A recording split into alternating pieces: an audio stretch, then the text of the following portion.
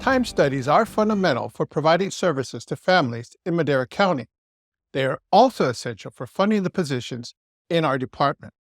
The importance of time studies cannot be overstated because it affects you directly. Time studies are used to compensate the Madera County Department of Social Services for the staff that provide services, benefits, and programs that are mandated both by the state and the federal government and govern our staffing levels. Joining us today to discuss time studies is Fiscal Administrative Analyst Isaiah Lucas. Welcome, Isaiah. Thank you for joining us today. Yeah, thank you for having me. So can you give us a brief synopsis of what is a time study? Yeah. Time study is the state's way of keeping track of how we are spending our time here at the county. This differs from the timesheet that department staff complete, in that timesheets are a way to make sure that staff are paid accurately at the end of the month.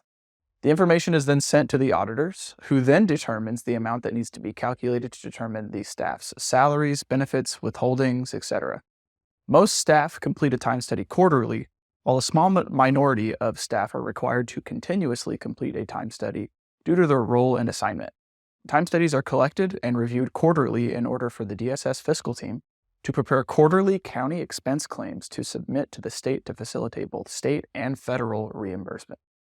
And why is it important for time sheets to match the time studies? It's important to make sure they match because submitting a false claim for state and federal reimbursement is unlawful. The timesheet hours must reconcile with time studies, otherwise there will be errors in facts and figures that we are claiming, which can lead to audits, expenses being disallowed, and other negative ramifications to our staff, county, and community that we must avoid. How many program allocations does the Department of Social Services have? There are numerous funding streams. This chart indicates just a few of all of the allocations that support the department. Some funding is ongoing and other types, such as those from grants that we may apply for, are one-time or short-term allocations. Is the county expense claim only used to be reimbursed for our staffing? Actually, no. There are three major expense components that are included in the CEC. First, there's the time studies, which affects how much reimbursement we will receive related to the various state and federal programs. And second, there's the reimbursement for the department expenditures. For example, this would be applied to office and copy supplies, pens, rent, utilization of buildings, and other related expenses. And third, there's the program case count information. That is, information from eligibility workers, employment and training workers, and social workers. We identify and report the number of cases that are federal or state by program area. For most programs, clients that are federally eligible for benefits, we will be reimbursed up to a certain level by the federal and state governments. Other clients that are not federally eligible, the reimbursement is then only from the state, and generally, there's a higher county cost obligation. The CEC is a very complicated process that involves timesheets, time studies, department expense reports, and program case information. We then submit the CEC to the state, and when it's approved, we receive an approval notice letting us know the final reimbursement amount. So who is required to time study? All permanent staff as well as extra help DSS staff have to complete a time study. If staff have any questions about codes they're supposed to be using, who could they contact? They can reach out to their supervisor and have their supervisor reach out to us, or they can email us directly at dss-timestudyhelp@maderacounty.com. What is allocable time versus non-allocable time? Non-allocable time is hours you spent away from work, such as vacation, sick leave, jury duty, holidays, etc. Allocable time is the exact opposite. It's time that you spent working. That includes travel time to attend meetings, time transporting clients, travel time for house visits, trainings, conferences, staff meetings. All of that time is then going to be entered in the section where all of your actual time study codes are located. The non-allocable time will be entered above that where the less paid time off row is located.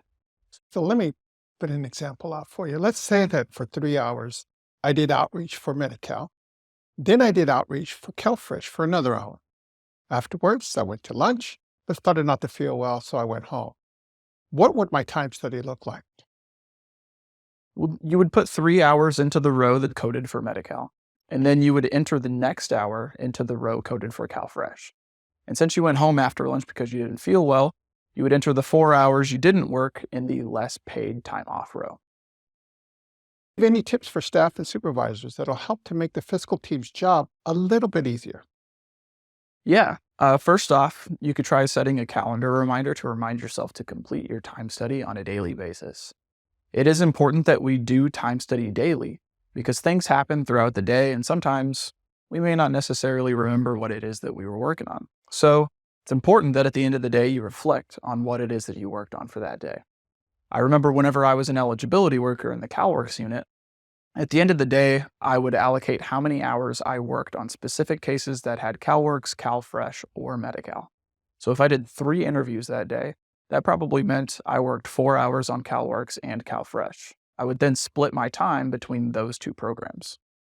You could also reach out to your supervisor if you're not sure of any correct codes that you may or may not have. Don't be afraid to ask questions. We would rather be inundated with questions than not utilizing the funds properly. In Time Study Buddy, if you look under the codes on the left-hand side, you can click on any code's hyperlink and it will give you a description of what that code is.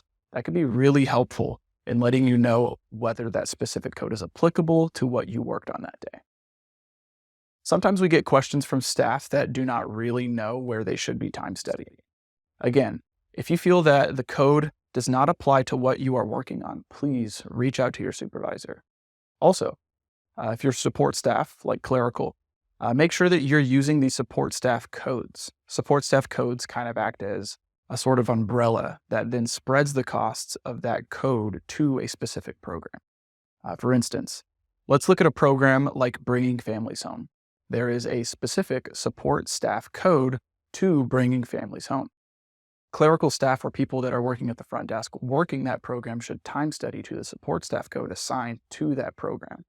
That will then properly spread the costs through that particular program, rather than time studying directly to it like a caseworker. Well, that's all the questions I have. Is there anything you'd like to add? Yeah, just make sure that you're getting the time studies completed timely. This will make sure that the fiscal team has enough time to properly review them for corrections.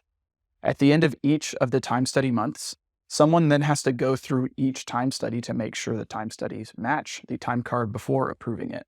That can be a lengthy process. As time study is turned in by the deadline, it ensures that there's enough time to ensure their accuracy and gives the fiscal team more time to enter that information into the county expense claim or make adjustments as needed.